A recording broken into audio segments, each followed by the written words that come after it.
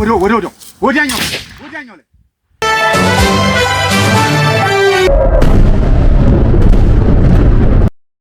ሰላም ጤና ይስጥልኝ ውድ የተራራው ሚዲያ ቤተሰቦች፣ ወደ ዕለቱ ሰበር መረጃዎች እናልፋለን። የፓራ ኮማንዶ አባላቱ የምረጥ ጥሪውን በመጠቀም ክላሽ እና እንዲሁም ተተኳሽ በመያዝ ወደ ፋኖ መቀላቀላቸው ታውቋል። እንዲሁም 8 ያገዛዙ የታ ኃይል አባላት የሰሜን አማራ ቀጠና በላይ ዘለቀን እዝ በዛሬው ዕለት ተቀላቅለዋል። በቃሊቲ ማረሚያ ቤት የሚገኙ የፖለቲካና የህሊና እስረኞች በቂ ሕክምና ለማግኘት እንዳልቻሉ ተገለጸም ሲሆን ጋዜጠኛ ገነት አስማማው በኩላሊት ህመም የተነሳም በከፍተኛ ህመም ላይ እንደምትገኝ ታውቋል። እስራኤል 8000 ኢትዮጵያውያንን ጥገኝነት ጠያቂዎች ልታባረር እንደሆነም ተሰምቷል።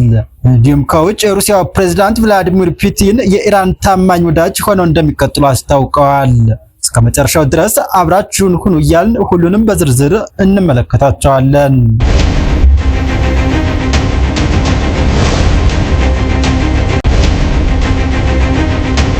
ቀዳሚ ወዳደረግነው መረጃ ስናልፍ የፓራ ኮማንዶ አባላት የምረጥ ጥሪውን በመጠቀም ክላሽ ትጥቅና ተተኳሽ በመያዝ ወደ ፋኖ መቀላቀላቸው ታውቋል። በዛሬው ዕለት ከሸበል በረንታና ሰዴ ወረዳ መሽጎ የነበረው የብልጽግናው ኃይል በአማራ ላይ እየፈጸመ ያለውን ድርጅት በመቃወም በርካቶች ወደ 201ኛ ኮር 64ኛ እና 54ኛ ክፍለ ጦርን መቀላቀላቸው ታውቋል። ከነዚህም መካከል ታምሮ እማኝ 6ኛ እዝ 605ኛ ኮር ፐርሰናል የነበረ ሲሆን እንዲሁም ይሁኔ ውዱ ሸበል በረንታ ወርጎና አካባቢው እሸቱ አለማየሁ እና አርጅና ናውጋ አብራራው ሙክታር አህመድ 25ኛ ክፍለ ጦር ከሰዴ ወረዳና ሁነኛው አጥናፉ ሰዴ ወረዳ ፓራ ኮማንዶ በመያዝ ከደብረ ወርቅና ሸበል በረንታ የአገዛዙን ስራ በመቃወም አፋብን ቴዎድሮስ እዝ 201ኛ ኮርን የተቀላቀለ ሲሆን በአመራሩም አቀባበል ተደርጎላቸዋል። የፋኖ ኃይሎችም በበኩላቸው አሁንም አረፈደም፣ ሁሉም ከዚህ አርመናዊ ስርዓት ተቋም በመውጣት ወደ ቀድሞ ማንነታችሁ ተመለሱ ሲልም ጥሪ አስተላልፈዋል። በተያያዘም ዜና 8 ያገዛዙ የታ ኃይል አባላት የሰሜን አማራ ቀጠና በላይ ዘለቀ እዝን መቀላቀላቸው ታውቋል።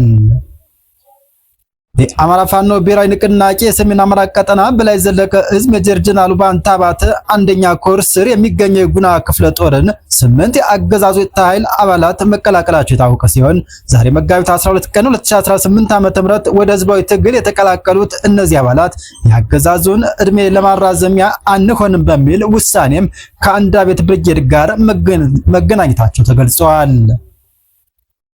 የጉና ክፍለ ጦር የህዝብ ግንኙነት ክፍል የአንዳቤት ብርጌድ አመራሮችና የወረዳው የፋኖ ጊዜያዊ መንግስት አመራሮች በተገኙበት ለአባላቱም አቀባበል ተደርጎላቸዋል።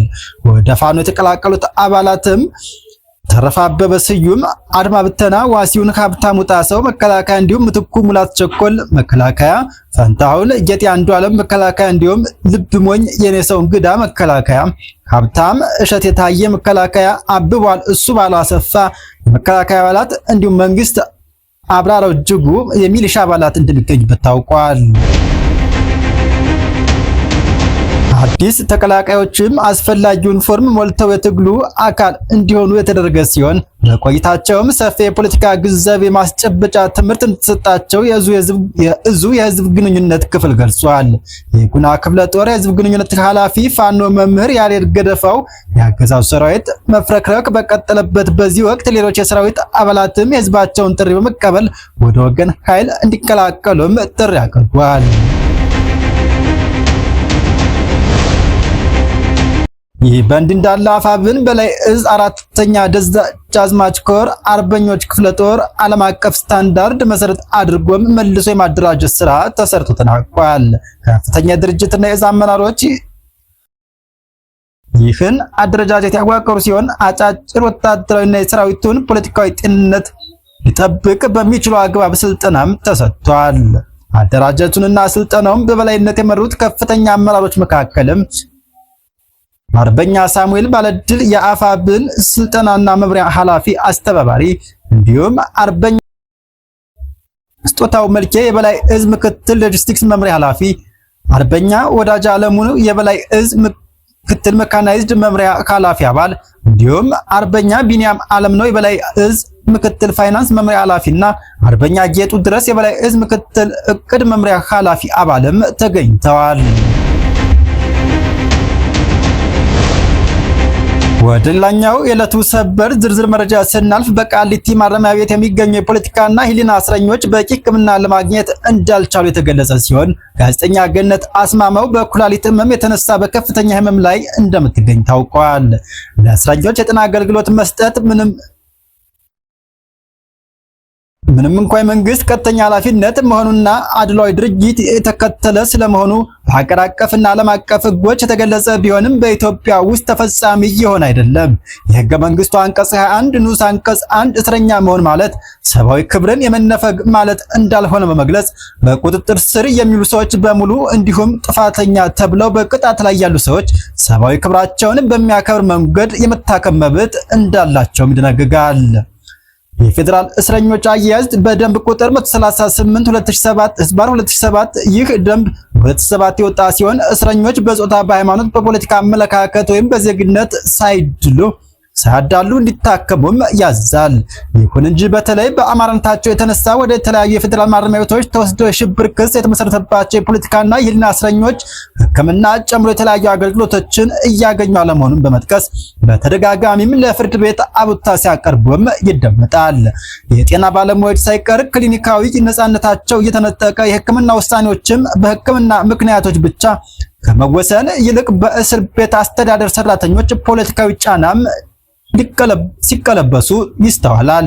የፍርድ ቤት ትዕዛዝን በተገቢ ሁኔታ ባለመፈጸም ጭምር ህሙማን እንዳይታከሙ ማድረግ የተለመደ እየሆነ መጥቷል። አንድ ተጠርጣሪም ሆነ የተፈረደበት ሰው መሰረታዊ የሆነ ዓለም አቀፋዊ የሆነ የሕክምና የማግኘት መብቱን በመግፈፍ መቅጣት ትልቅ ኢሰብአዊ የሆነም ወንጀል መሆኑ ይታወቃል። ይህ መሰረታዊ የሆነ የሕክምና የማግኘት መብት ከተነፈጉት መካከል በቃሊቲ ማረሚያ ቤት የሚገኙ በአማራነታቸው የተነሳ ያለ ፍትህ በግፍ እስር የሚገኙ ሴት የፖለቲካና የሕሊና እስረኞችም ይገኙበታል። ከነዚህ መካከልም ጋዜጠኛ መስከረም አበራ፣ ጋዜጠኛ ገነት አስማማው፣ አለም በድሉ፣ ህይወት አለማየሁና ሀሊማ መሐመድ እንዲሁም የዋስትና 150 ሺህ ብር ተጠይቃ ደጋፊ ባለማግኘቷ ለመክፈል ባልቻለችው መቅደስ አለሙና በሌሎች ላይም እየደረሰ ያለው ግፍ እና በደልም ተጠቃሽ ነው። መንግስታዊ የሆነ የዘር ፍጅት የጦር ወንጀል እየተፈጸመበት ስላለ የአማራ ህዝብ ድምጽ በመሆኗ እንደ ወንጀል የተቆጠረባት መምህርትና ጋዜጠኛ መስከረም አበራ ለገጠማት ከፍተኛ የሆነ የአይን ህመም ከብዙ ጩኸት ልመናና ቤታ በኋላም ሕክምና ለማግኘት መቻሏ ይታወቃል። መጠነኛ መሻሻል ብታሳይም አሁን በክትትል ላይ ትገኛለች። በተመሳሳይም የግፍ እስር ላይ የምትገኘው ጋዜጠኛ ገነት አስማማው ከብዙ መዘግየት በኋላም የግል ሕክምናም ማግኘቷ ተገልጿል። ጋዜጠኛዋ ሁለት ኩላሊቷም መጎዳቱም በሐኪም ተረጋግጧል። መጋቢት 10 2018 ወደ ቃሊቲ ማረሚያ ቤት በመሄድ የግፍ እስረኞችን የጎበኘው ጠበቃ ሰለሞን ገዛኝ እንደገለጸው የእስረኞቹ የጤና ሁኔታ አሳዛኝና አሳሳቢ መሆኑን ገልጿል።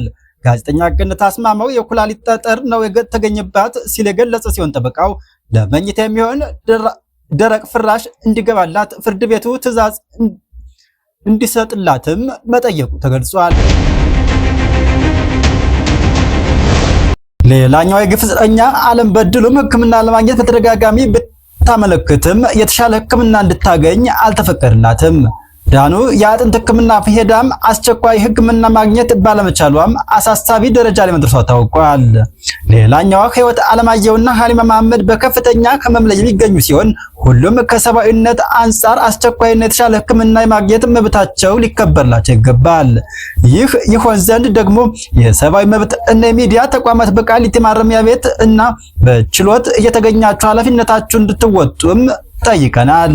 አብይ አህመድ በሚመራው የሆዴድ ብልጽግና አገዛዝ በአማራ ማንነታቸው ብቻ ከየስራና መኖሪያ ቤታቸው የታፈኑ በተለያዩ የፌዴራል ማረሚያ ቤት ያለ ፍትህ የተሰቃዩ የሚገኙ በትንሹ ከ300 በላይ የሚሆኑ የፖለቲካና የሕሊና እስረኞች ከነቤተሰቦቻቸው ሁለንተናዊ የሆነ ወገናዊ ድጋፍ ትኩረት የሚያስፈልጋቸው መሆኑንም ግልጽ ነው። መረጃው የአውሎግሰን አንድነት ነው። ከውጭ እስራኤል 8000 ኢትዮጵያውያንን ጥገኝነት ጠያቂዎች ልታባረር መሆኑ ተሰምቷል። እንደ ሚድል ኢስት አይ ዘገባ የእስራኤል መንግስት በመጪው ሚያዝያ ወር በሀገሪቱ የሚገኙ 8000 ኢትዮጵያውያን ጥገኝነት ጠያቂዎችንም ወደ ሀገራቸው ለመመለስ አቅዷል።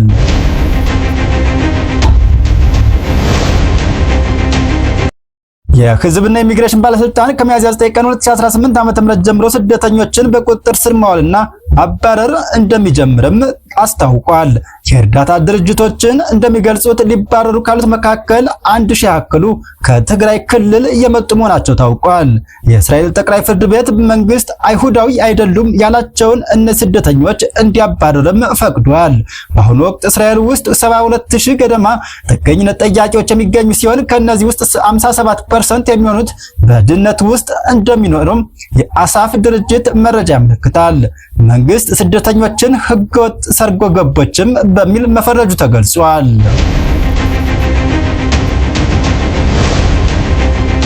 የሩሲያው ፕሬዝዳንት ቭላዲሚር ፑቲን የኢራን ታማኝ ወዳጅ ሆነው እንደሚቀጥሉም አስታውቀዋል።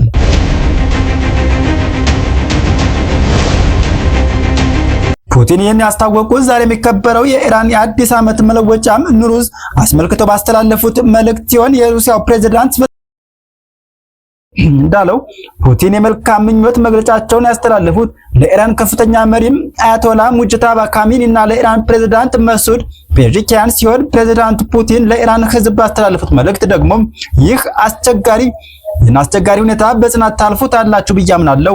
ሩሲያም የኢራን ታማኝ ወዳጅ ሆና እንደምትቀጥልም እገልጻለሁ ማለታቸውን የዘገበው ሮይተርስ ዜና ወኪል ነው።